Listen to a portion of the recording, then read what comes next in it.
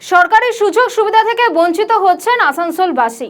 পরিষেবা না পাওয়ার অভিযোগে আজ সকাল থেকে আসানসোলে পৌর নিগমের ৬ নম্বর বড় কার্যালয় ঘেরাও করে বিক্ষোভ দেখালেন এলাকার বাসিন্দারা। তাদের অভিযোগ, বর্ষাকালেও তারা ত্রিপলের মতো জরুরি সামগ্রী পাচ্ছেন না। অন্নপূর্ণা ভান্ডারের মতো বিভিন্ন সরকারি সুবিধা থেকে তারা বঞ্চিত হচ্ছেন প্রতিদিন। বিক্ষোভকারীদের দাবি, দীর্ঘদিন ধরে তারা বিভিন্ন সমস্যার কথা প্রশাসনকে জানিয়েও কোনো রকম কোনো লাভ হচ্ছে না, ফলে বাধ্য হয়ে আজ তারা বিক্ষোভ করছেন। ঘটনার খবর পেয়ে আসানসোল দক্ষিণ থানার পুলিশ ঘটনাস্থলে পৌঁছয়। পুলিশের পক্ষ থেকে বিক্ষোভকারীদের সঙ্গে কথা বলে পরিস্থিতি স্বাভাবিক করার চেষ্টা করা হয়।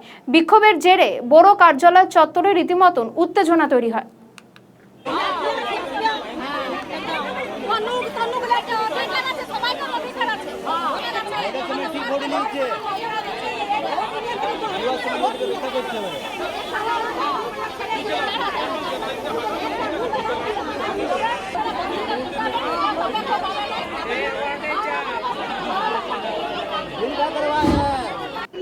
তিরপল নিতে এসেছি, অতদিন থেকে তিরপল দিচ্ছে আমরা পাইনি, সেই জন্য এসেছি।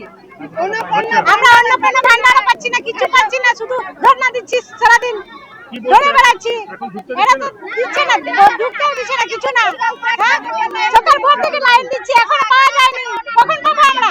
আমাদেরকে দিবে না, তো আগে থেকে বলতে হতো, দিবে না। আমাদেরকে আগে থেকে অ্যালাউ করেছে দিব, আর এখন আসছি তো দিচ্ছে না। কেন দিবে না? হ্যাঁ, এরা আগে থেকে দিতে শুরু করেছে কেন? এখন